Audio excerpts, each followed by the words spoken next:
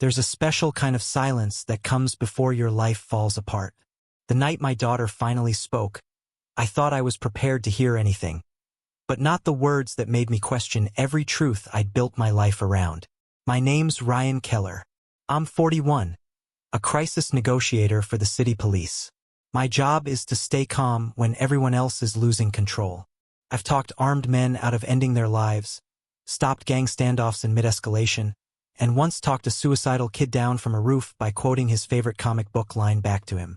People say I have a gift for reading tension, for recognizing the moment before everything breaks. But somehow I missed it in my own home. That night was supposed to be a normal one.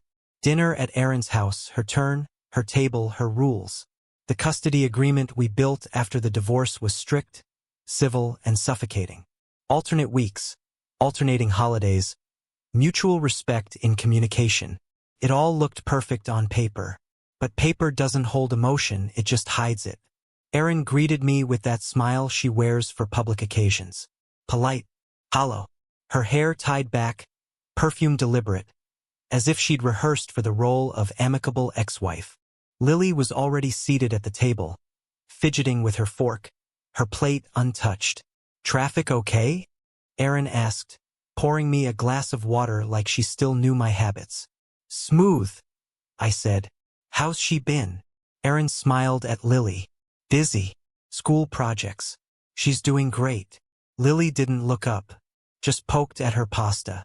I tried to lighten the air, told her about a funny moment from work. A guy barricaded himself in a store but refused to surrender until we promised to feed his dog first. Normally, she'd laugh. Tonight, nothing. Erin carried on the conversation, too cheerful, overcompensating. I recognized that tone. It's the one people use when they're covering for something they can't fix. After dinner, Erin cleared plates, humming softly. The sound grated, too rehearsed, too normal. I stayed seated, watching Lily twirl her napkin into knots. "Hey, kiddo," I said, leaning forward. "You okay? You've barely said a word tonight." She didn't answer, just twisted the napkin tighter, like she was holding back something she wasn't supposed to say. Erin returned with a tray of dessert, chocolate mousse, Lily's favorite. She placed it down like an offering, smiling too widely. "Come on, sweetie," she coaxed. "You've been quiet all evening." That's when Lily spoke. Her voice was soft, almost apologetic. "Mom showed me something." The room froze. Even Erin's hand hesitated midair with the spoon. I frowned. "What kind of something?" Lily's gaze flicked to her mother, then to me. Her lips trembled. "I don't trust you anymore, Dad." Felt like the air got punched out of me. Erin placed a hand on Lily's shoulder, her tone light but tight. "Lily, honey, we talked about this. You don't have to." "What did she show you?" I cut in, my voice steady but low. Lily looked like she was about to cry. "Pictures. Messages. You, yelling. Yelling." I repeated. "Lily, I've never." Erin stepped between us, calm and deliberate. "Ryan, she's processing some things. Don't push her." Processing. That word hung like a blade. It was clinical, distant, something Erin would have picked up from therapy brochures or her lawyer's vocabulary. "Processing what?" I asked quietly, because I'd like to know what version of me she's seeing. Erin exhaled slowly, turning that same calm face toward me, the one she used to use when I was too tired from work to argue. "The past, Ryan. The arguments. The chaos before the divorce. She's remembering things you don't." "That's not remembering," I said, standing now, heat crawling up my neck. "That's rewriting." Lily flinched at my tone, and I instantly regretted it. My voice was sharp, not loud, but cutting. The negotiator in me knew it was the wrong approach, but the father in me couldn't help it. Erin placed her hand gently on Lily's back. "It's okay, sweetheart. Go to your room." Lily hesitated, then bolted upstairs, the sound of her footsteps echoing like a countdown. When the door shut, Erin turned to me with a look that almost resembled pity. "You can't push her, Ryan. Not right now. She's trying to heal." I stared at her. "From what?" "From you showing her something that doesn't exist." Her voice was calm, measured. You don't see it, do you? How intense can you get? How does it feel to live under that? It wasn't the words that made me realize she was lying. It was the tone. Too controlled. Too composed. She was performing, just like she had during every mediation session, every court appearance, every co-parenting meeting. "Good night, Ryan," she said softly, picking up the dessert tray. "Please don't make this harder than it needs to be." I stood there long after she left the room, the sound of her footsteps fading, the empty plates still on the table. My hands were trembling, not from anger, but from confusion. I'd spent years de-escalating strangers, finding the truth in chaos. But tonight, the chaos was mine, and the truth was locked behind my daughter's silence. Upstairs, I heard a door click shut, the kind of sound that means a wall has just been built, one you might never get through again. I told myself it was just manipulation, that Aaron was planting poison again. But fear doesn't fake itself that well. The following week, I tried to live as if nothing had happened. At work, I spoke calmly into radios, issued clear commands, and helped talk down a hostage situation like muscle memory.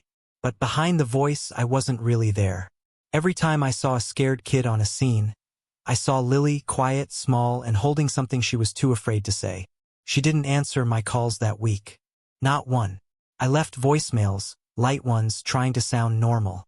"Hey kiddo, just wanted to know how your project went." Read receipts? Calls? Sent straight to voicemail. That wasn't like her. Aaron always insisted that Lily keep in touch. That was part of our court agreement, daily access both ways. On Thursday, during a slow hour at the precinct, Maria leaned on my desk. She was one of the few coworkers who didn't tiptoe around me since the divorce. Sharp, intuitive, the kind of person who could smell unease like smoke. "You look like hell," she said, sipping her coffee. "What's going on?" "Family stuff," I muttered. She raised an eyebrow. "The kind you can de-escalate with words, or the kind that ends up in a police report?" I forced a chuckle. Hopefully neither. But even saying it out loud felt like lying to myself. That evening, I tried to call my old friend Paul, the closest thing I had to neutral ground between Aaron and me. He was a lawyer who had helped us through custody paperwork years ago. A good guy, or so I thought. He picked up on the second ring. "Ryan, long time, man. How's work?" I hesitated. "You heard from Aaron recently?" A pause. Too long for comfort. She called, "Yeah, about Lily. Said things have been tense." I leaned back, the phone hot in my hand. "Tense how?" He sighed, the kind of sound people make before saying something rehearsed. "Look, man, she's worried you're overwhelming Lily. Maybe just give her space." "Space," I repeated. "Paul, she's my daughter. I haven't seen her in a week." "I know," he said, calm. Too calm. "But if you keep pushing, it might backfire. You don't want her resenting you." He meant well or pretended to, but I could hear Aaron's tone in his words. The same careful phrasing, the same soft manipulation. She'd gotten to him too. The next day, I drove to Lily's school for the scheduled visitation. I'd arranged it a month prior. It was supposed to be simple. Lunch in the school courtyard, an hour together. Something normal. But when I arrived, the receptionist looked nervous. "Mr. Keller," she said, glancing at her monitor. "I'm sorry, but your visitation's been canceled." "What? Who canceled it?" She clicked through a few tabs. "According to our system, it says your custody terms were updated last week." My heart stopped. "Updated by who?" Her eyes darted up. "Mrs. Keller." I felt my stomach drop. "She's not Mrs. Keller anymore," I said quietly. "And I never signed any update." The receptionist's lips parted like she wanted to explain, but she just handed me a polite smile, the kind that means leave before this becomes awkward. I walked out before I said something I'd regret. The parking lot was blindingly bright, the kind of sunlight that burns instead of warms. That night, I drove to Erin's. She opened the door with that same disarming calm. "Ryan, this isn't a good time. You changed visitation terms?" She blinked, feigning confusion. "What are you talking about?" "Don't play dumb. The school said you filed an update." "Oh, that," she said with a faint laugh. "Clerical mistake. I'll fix it tomorrow." Her voice was syrup-sweet, rehearsed, too smooth to be spontaneous. "Then why didn't you answer my messages?" I asked. "Because I'm tired, Ryan. I'm tired of every interaction turning into an interrogation." I could feel my pulse pounding. "You're cutting me out of my daughter's life. That's not a clerical error." Her eyes went cold. "Maybe she doesn't want to see you right now." For a second, I saw something flicker behind her calm. Fear or guilt. I couldn't tell which. But before I could respond, Lily appeared at the top of the stairs. Erin shot her a look sharp enough to silence her midstep. I left before I made it worse. I'd spent my entire career controlling escalation, and yet, here I was, watching my own life spiral while I stood still. Later that night, I went through Lily's school folder, a set of drawings, permission slips, and a single manila envelope. Inside was an unsigned document. I froze. It was a draft affidavit, claiming I was verbally aggressive, that I created an unsafe emotional environment. It even listed witnesses, none of whom existed. At the bottom, Erin's name appeared in faint pencil. No signature. Not yet. Once I saw the document, I couldn't let it go. I've seen too many people lose everything because they trusted silence. I spent the next morning staring at my laptop, every muscle in my neck locked tight. That affidavit wasn't a random file, it was a blueprint. If Erin was capable of forging something like that, I needed to know how deep she'd already gone. I opened our shared cloud drive, the one we used for Lily's school projects and family photos. It took a few seconds to load, just long enough for my pulse to start hammering again. At first glance, it looked normal. Pictures of birthdays, vacations, Lily's first recital. But when I hovered over the thumbnails, I saw something off. The dates didn't make sense. A photo of me and Lily at the lake said it was uploaded 2 weeks ago. That trip happened 2 years ago. I opened it. Someone had edited it. In the original, I was holding Lily's hand, both of us smiling at the camera. In this one, the lighting was darker, and my expression, subtly altered, looked strained, almost angry. Lily's face, blurred around the edges, seemed smaller somehow. Dozens of photos had been replaced, cropped, or renamed. Some had whole chunks of metadata missing, as if someone had gone through and scrubbed the trail clean. I wasn't just being erased. I was being rewritten. I called Detective Harris, an old contact from my negotiator days. He owed me a favor and I cashed it in. "Ryan Keller," I said when he picked up, "I need you to look at some metadata for me. Family files. I think someone's altering digital evidence." He gave a low whistle. "You talking tampering or framing?" "Both," I said quietly. "It's personal." He didn't ask more questions. Within an hour, I was at his office, a small windowless room full of monitors and a burnt coffee smell. I handed him a flash drive, my hands shaking despite myself. Harris ran the files through his software. The screen filled with color-coded timestamps, access logs, and user trails. "Who else has access to this drive?" he asked. "My ex-wife." He nodded slowly. "Then you've got a problem. These photos were re-uploaded from a different device. Twice. Once from your ex's phone, and once from an unknown account that traces back to a VPN.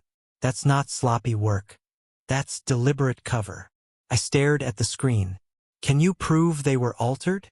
He tapped a key, bringing up the data history. "Yeah, and it's bad. Whoever did this wanted it to look like you were an unstable parent. Look, see the naming conventions? The images with words like outburst or unsafe environment, all uploaded within minutes of each other." It hit me like a body blow. Erin wasn't just rewriting the custody narrative. She was planting visual evidence to support it. Harris leaned back. "If she's doing this, she's got a plan. You need a lawyer before this goes to court." But I never got the chance. That afternoon, Erin walked into my workplace. I was midway through a debrief when the front desk called. "There's a woman here to see you. Says it's urgent." When I stepped into the lobby, the entire world shifted. Erin stood there, calm and collected, one hand resting protectively on Lily's shoulder. Her tone carried that calculated mix of vulnerability and accusation I'd heard too many times in crisis calls. "There he is," she said loudly. "The man who's been harassing us." Heads turned.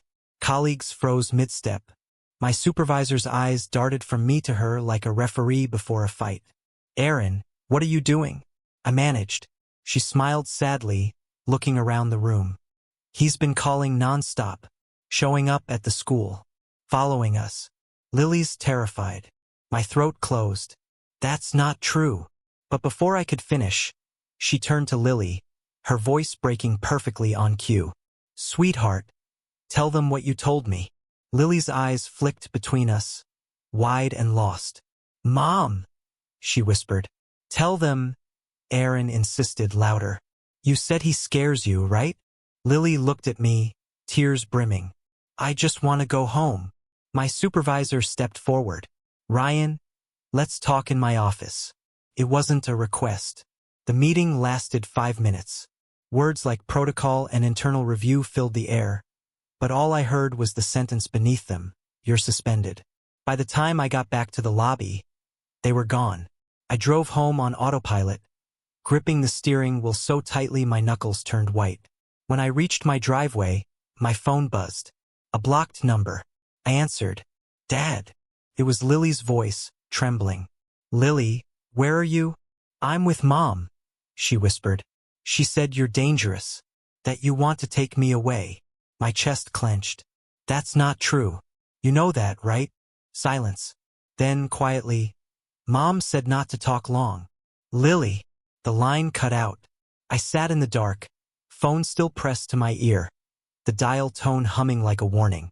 That was the moment I realized Erin had taken everything I built my life around: truth, trust, control, and turned it into a weapon. And she was winning. When I couldn't reach my daughter anymore, I turned to the only person I thought I could still trust: my brother. Paul had always been the steady one, the kind of man who stayed polite in chaos, who made everyone think the family was still fine even when it wasn't. I showed up at his office unannounced. A narrow space above a real estate firm, the smell of burnt coffee and printer toner hanging in the air. He looked up, startled, like I'd interrupted something I wasn't supposed to see. "Ryan? Jesus, you look like hell." "I need help," I said, shutting the door behind me. He hesitated before gesturing to the chair across from him. "This about Erin again?" I nodded. "She's trying to take Lily. She's rewriting everything, photos, files, even my work records. I need someone on the outside to help me figure out how far it goes." He sighed, rubbing his forehead. "You've got to be careful, man. You're already on thin ice with the department. Maybe backing off is better." "Backing off?" I laughed under my breath. "She's destroying my life, Paul. You think I can just wait this out?" He didn't meet my eyes. That was the first crack. I kept talking about the fake affidavit, about Harris confirming file tampering, about Lily's call, and he nodded mechanically, the way you do when you're not really listening but trying to look like you are. Then, while he reached for his coffee, a corner of an email printout slid out from under a folder. My name was in the subject line. It was from Erin's firm. For a second, my brain refused to process it. Then my stomach turned cold. I reached for the paper, but Paul's hand came down fast, covering it. "Ryan, don't." I froze. "What is that?" "It's nothing. You're lying." He exhaled through his nose. "It's just some custody correspondence Erin asked me to review. That's all." "Custody correspondence?" My voice dropped to a whisper. "You're helping her?" "I'm advising her, not helping her. There's a difference." He leaned back, defensive. "She came to me worried. Said you were unraveling after the divorce, that you were volatile." "Volatile?" I repeated, my jaw locking. "That's what she told you?" He looked down. "She showed me things, screenshots, recordings, stuff that didn't look great." My pulse roared in my ears. "Recordings she edited, emails she faked. Did you even bother checking them? You of all people know what she's capable of." "I know what you're capable of," he said quietly. "You think this job hasn't changed you?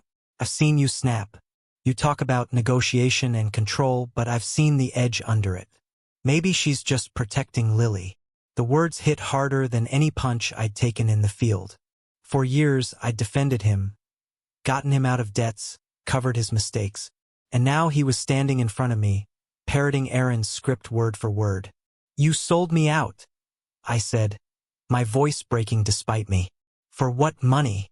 Credibility with her firm? To play the hero uncle?" Paul stood up, hands shaking. "You don't get it. She came to me crying, saying you'd ruin yourself in court. I thought, if I could guide her, keep things civil, maybe it wouldn't go nuclear." I stepped closer. "It is nuclear, because you lit the fuse." He didn't answer. The silence said everything. I left before I did something I'd regret. The hallway felt longer than it should have, the air heavier. I made it halfway down the stairs before I stopped, pressing a hand to the railing just to steady myself. Family. The one word that was supposed to mean safety had become a weapon. Erin wasn't just trying to take Lily. She was dismantling every support I had left. When I got home, I called Maria. She picked up on the first ring. "I found out how she's staying ahead of me," I said, my voice flat. "Paul's feeding her information." Maria went quiet for a moment. "You're sure?" "I saw the emails." She cursed under her breath. "That explains the affidavit timing. And how she got your department to suspend you so fast. She had insider leverage. Can we still fight this?" "Only if we make it official," she said. "Harris can testify about the digital tampering. I can pull Aaron's financials, see if there's movement to that firm. If Paul got a payout, we'll find it." Her words steadied me, a lifeline in the wreckage. We worked all night, cross-referencing bank activity, timestamps, call logs. Every thread we pulled led to something worse. Aaron had rerouted her savings, made flight inquiries under aliases, and transferred partial ownership of her car to her firm's paralegal, a woman I'd never met. The web was tight, rehearsed. I realized this wasn't paranoia. It was a plan years in motion. At one point, Maria paused. "Ryan," she said softly, "if we do this, you're not just exposing her. You're burning what's left of your family."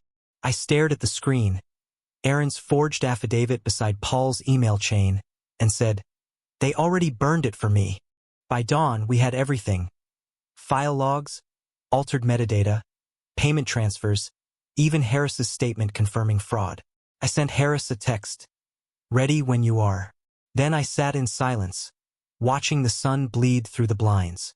Somewhere out there, Lily was waking up in a house where the truth was a crime and lies were love.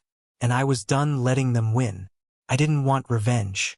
I just wanted my daughter to know the truth before Aaron erased it completely. The visit was court-supervised, neutral ground, a sterile room that smelled faintly of coffee and disinfectant. One table, 2 chairs, a social worker sitting behind a half-open file pretending not to listen. I got 10 minutes before the observer started taking notes. Lily sat across from me, small hands folded, her face pale and guarded. She used to run into my arms at these visits. Now, she stared at the floor, knees pressed together like she was waiting for it to be over. "Hey," I said softly, forcing a smile. "You look taller." She shrugged.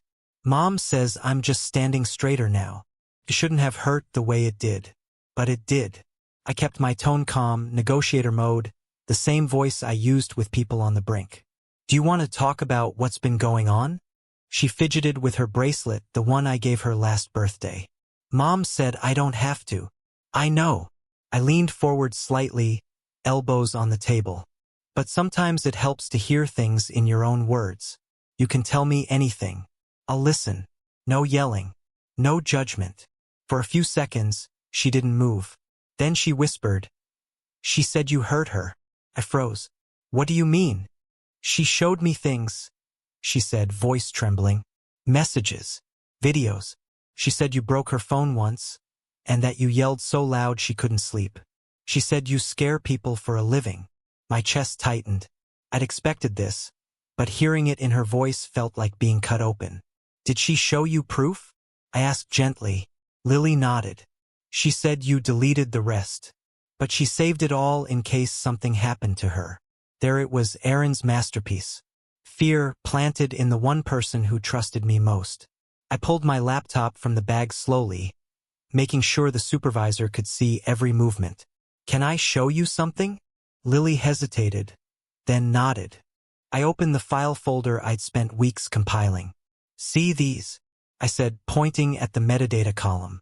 "Those are timestamps, little digital fingerprints. They show when a file was made and changed." She looked at the screen, confused but curious. "Okay." I clicked between two identical screenshots, one real, one forged. "This one says it was taken on January 3rd. But see this code? That means it was edited on March 14th, after your mom and I separated." Her eyes darted between the files. "She said you faked those." I thought she might. I took a slow breath. "That's why I brought this." I handed her a signed affidavit from Detective Harris, the digital forensics officer. "He's a police tech. He verified the original files came from your mom's computer, not mine." Lily's face changed. Not disbelief, not acceptance, but that frozen, in-between panic kids get when they realize two adults are playing chess with their world. "Why would she—" She started, then stopped, voice catching. "Why would she do that?" I swallowed hard. "Because she was scared. Scared of losing you. Scared of being the one people didn't believe." The supervisor cleared her throat lightly, glancing at her watch. I still had a few minutes. I kept my voice steady. "Lily, I'm not asking you to choose. I just want you to know the truth. I would never hurt your mother. And I would never hurt you." Tears welled in her eyes. "But she said you're dangerous." I shook my head. "I've spent my entire life talking people out of dangerous things. You've seen me after work. Tired, quiet, not angry. Does that sound dangerous to you?" She looked down, silent, thinking, the kind of silence that felt like a storm building behind her eyes. Then, just when she opened her mouth, the door burst open. Erin stood there. Perfect hair, polished smile, eyes full of fury she could barely hide. "What are you showing her?" The supervisor stood, startled. "Ms. Cole, please. I'm her mother," Erin snapped, stepping into the room. "He's manipulating her again, just like he always does." I closed the laptop slowly. "You shouldn't be here." Erin ignored me, crouching next to Lily. "Sweetheart, it's okay. You don't have to say anything. He's just confused." "Mom," Lily's voice cracked. "It's all right, honey." Erin's hand trembled slightly on Lily's shoulder. "We're going to go home." I stood but kept my distance, lowering my voice so it didn't echo. "Erin, stop." She turned on me with a practiced smile, the kind people wear in courtrooms. "Oh, don't start your performance here, Ryan. You think a few fake files and a sob story will erase what you did." I looked her in the eyes. "You've already erased enough." The supervisor motioned toward the hallway phone, clearly about to call security. But before she could, Lily stood up. She looked between us, first at me, then at her mother. "Mom," she said quietly, "I saw the files." Erin froze. "Sweetheart, we talked about this." "No," Lily's voice cracked, but she didn't stop. "You said Dad deleted them, but they were on your computer. The police said so." The entire room went still. Even the hum of the air conditioner felt loud. Erin tried to laugh, her voice brittle. "Honey, you don't understand how these things work." "I understand enough," Lily said, her cheeks wet now. "You lied." Erin's face drained of color. She turned to the supervisor, searching for control. "She's confused, But it was over. The mask she'd worn so long had finally split down the middle. Lily started crying. I instinctively moved to comfort her but stopped, afraid it might look like coercion. Erin stood frozen, tears spilling silently now, the kind that weren't for guilt but for exposure. The supervisor took a cautious step forward. "Ms. Cole, I think we need to pause this visitation." Erin nodded numbly and stepped back toward the door. For the first time, she didn't look like a victor. She looked cornered. As they escorted her out, Lily turned and looked at me, really looked at me, like she was seeing something she'd lost and just found again. "I'm sorry," she whispered.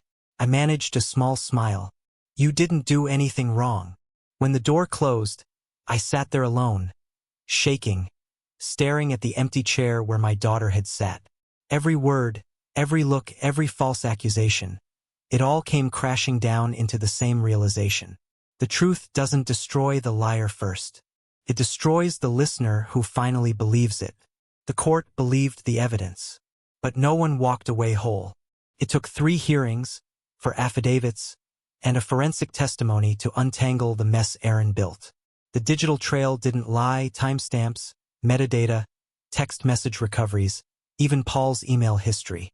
Every forged document carried her fingerprints. Every proof she'd weaponized turned out to be a piece of her own undoing. When the judge ruled in my favor, it wasn't triumph that washed over me. It was exhaustion, like standing after being underwater too long. Aaron sat across the courtroom, shoulders shaking, not from guilt, from disbelief. She never thought I'd push back hard enough to make the truth stick. Her attorney whispered something to her, but she just stared past him, eyes glassy, lips trembling like she was holding on to the last thread of control. Lily was in the hallway with Maria. The judge had ruled the verdict closed to minors. When I stepped out, she ran toward me, stopped halfway, then just looked up, waiting to see if it was safe. I knelt down, arms open. She hesitated, then leaned in. It wasn't a hug.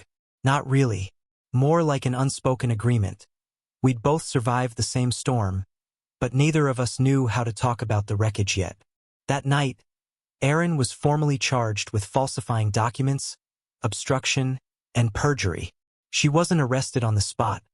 They gave her time to cooperate, to turn herself in. I didn't celebrate. I just sat in my car in the courthouse parking lot, hands on the wheel, realizing how close I'd come to losing everything. Paul didn't call. He didn't have to. The court order exposed his involvement, his signature on filings, his edits on draft statements, his correspondence with Aaron. He'd always preached integrity, lectured me about balance and family peace. And now he was the quiet architect of the story that nearly destroyed mine. When his firm found out, they suspended him pending review. A week later, his name was removed from the company's website. I thought about calling, but what would I even say? Why? Didn't matter anymore. Some betrayals rot in silence because speaking them doesn't make them smaller. Aaron lost custody completely. Supervised visits, psychological evaluation, mandatory counseling, that was the judgment. But even that didn't end the war. Her parents started calling mutual friends, telling anyone who'd listen that the court was biased, that I'd brainwashed Lily with money and pity. Facebook threads, passive-aggressive comments. Sympathy was pouring her way like she was the victim of a system, not her own manipulation. People love tragedies with a simple villain. They don't know what to do when both sides bleed. Lily moved in with me full-time 2 weeks later. The house felt both full and hollow. Her laughter didn't come easily anymore. She didn't play her music as loudly. At night, I'd find her standing by her window, staring at nothing. I'd ask what she was thinking, and she'd shrug. Just wondering if Mom's okay. How do you answer that without lying? I tried to make things normal. Breakfast together before school. Movie nights. Cooking disasters that turned into inside jokes. But every laugh had a pause behind it, like she was waiting to see if it would disappear. One night, Maria stopped by. She handed me some files, final follow-ups from the department about Aaron's charges. Then she poured herself a cup of coffee and looked me dead in the eye. "You got what you wanted," she said quietly. "Now what?" I sighed. "Now I fix what she broke." Maria shook her head. "No, you can't fix it. You can only prove it won't break again." I frowned. "What's the difference?" She smiled sadly. "Forgiveness isn't the same as forgetting. You know that better than anyone." She was right. In my line of work, we told people to stay calm when the worst had already happened. But this wasn't about calming others. This was about rebuilding a bond that had been poisoned by someone who knew exactly where to pour the venom. The next morning, I found Lily at the kitchen table, tracing patterns in her cereal milk. Her school bag sat beside her, zipper half open. She looked up as I entered, hesitant, but softer than before. "You ready?" I asked. She nodded. We didn't talk much on the drive. The city was waking up. Traffic lights blinking red in the fog, radio low, the hum of the tires filling the silence. About halfway there, she reached over, small fingers curling around my hand on the gearshift. "You believe me now?" she asked, voice almost a whisper. I looked at her, at the same eyes that had once looked at me with fear, now searching for something steadier. "Always," I said. She smiled, faint, tired, but real. When we reached the school, she unbuckled, opened the door, then paused. "Dad." "Yeah," she said. "If you knew everything, you'd hate her forever." I met her gaze in the rearview mirror. "I don't hate her," I said quietly, "but I'll never trust her again. And that's worse."